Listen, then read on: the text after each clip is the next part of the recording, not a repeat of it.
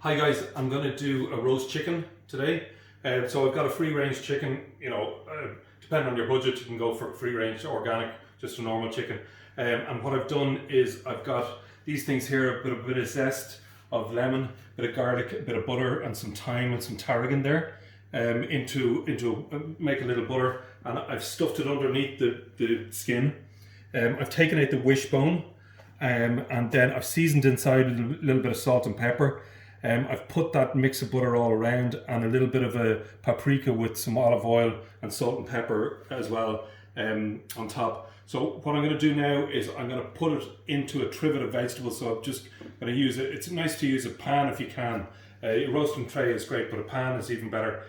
So I'm going to put it into here, and then I'm going to put it in the oven. So I'll just rest it on that like this. I'll just wash my hands after touching that. And then I'm going to rest it on top of that, and I'm going to put it into the oven at 180 degrees for about an hour to 15 minutes. Okay, so I'm just going to take it now and put it into here, and there we go. So after about 20 minutes, 25 minutes, I'm going to take it out and I'm going to baste it with the juices that come out of it, and then we'll come back then. Okay.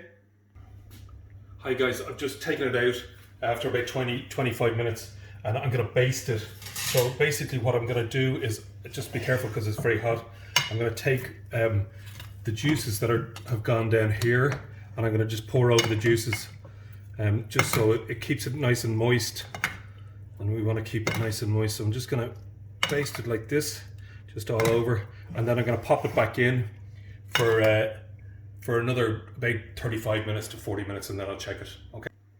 Okay guys, so the chicken is roasted. So there's different ways that you can tell that it's done. You could use a temperature probe, or I'll show you now. The thickest part of the chicken is in the leg. So what you can do is, if you don't have a temperature probe, I'm just going to strain out all the juice there into the pan. If you don't have a temperature probe, what you can do is just stick a knife in.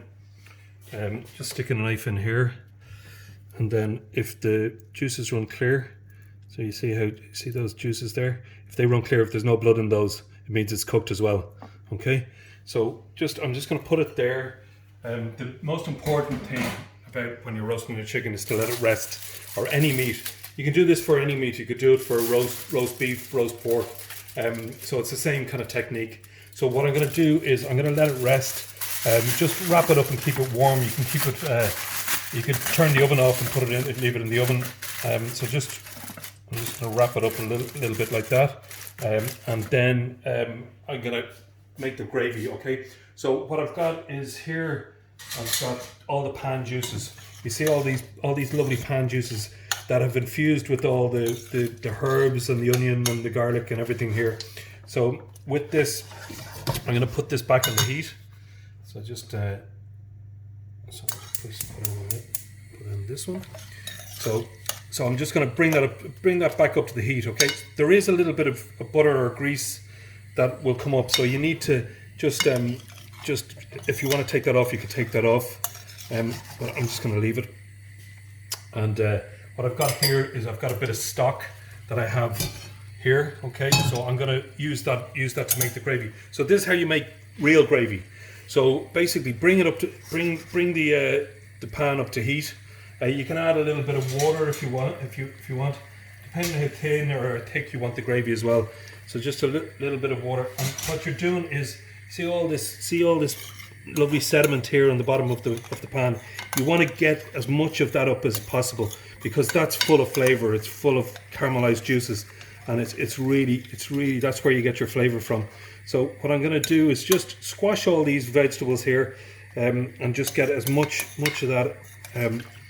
See the garlic there in puree, that goes into a kind of nice puree there. So just going to squeeze that all out, and then what I'm going to do is I'm going to pass it through the sieve into this other pan, into this other pot.